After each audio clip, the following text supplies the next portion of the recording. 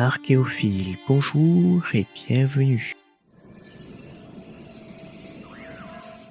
Le croisement de sources ethnographiques peu exploitées avec des découvertes archéologiques récentes a permis à tout un pan de l'histoire de la conquête du Mexique d'apparaître sous un jour nouveau. Ce travail inédit a été réalisé dans l'état côtier de Guerrero, au sud de l'actuel Mexique, par Dorothy Osler, professeur d'archéologie et de technologie ancienne au MIT. Femme et son équipe ont passé 4 années à étudier d'imposants dépôts de scories de cuivre accumulés dans d'anciennes fonderies à El Manchón, dans la Sierra Madre del Sur. Ils ont pu établir que les premiers occupants espagnols, arrivés dans cette région isolée de la Nouvelle-Espagne, avaient dû s'appuyer sur les connaissances des métallurgistes autochtones pour pouvoir produire le cuivre nécessaire à la fabrication de leurs armes. Une confirmation que seules les archives historiques documentaient jusqu'alors. L'étude publiée dans la revue Latin American Antiquity rappelle que les conquistadors ne connaissaient pas la fusion du cuivre. Au XVIe siècle, aucune mine de cuivre n'était exploitée en Espagne et toute la matière transformée utilisée dans la péninsule ibérique provenait d'Europe centrale et de Scandinavie.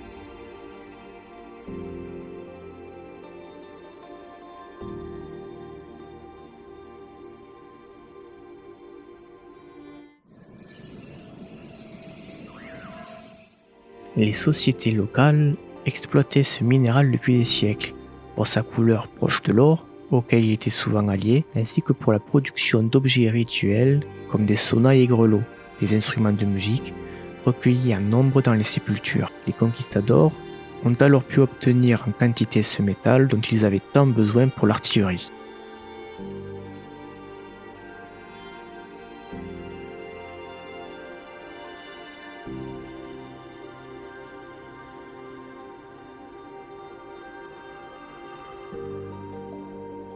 Dès 1521, Hernán Cortés lui-même avait fait part de cette disponibilité présente en Nouvelle-Espagne. Après des tests réussis et réalisés sur place, ce savoir-faire local a ainsi permis aux Espagnols présents dans des régions reculées de reconstituer et entretenir leur arsenal. À El Manchón, les archéologues ont ainsi retrouvé des vestiges mélangeant des connaissances européennes et locales. Ils ont notamment identifié les restes d'un four fermé et hybride, modèle jusque-là inconnu, alimenté par un soufflet et actionné à la main d'origine européenne. Par ces améliorations technologiques, l'apport d'air élevé permettait d'atteindre des températures de fusion plus importantes et ainsi augmenter les volumes de production.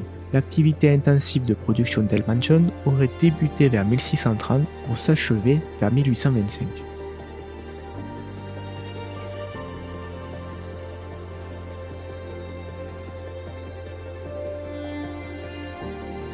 Malheureusement, et alors que ces recherches s'annonçaient des plus fructueuses, les archéologues ont dû interrompre leurs travaux en raison de troubles sociaux liés à la drogue et au cartel.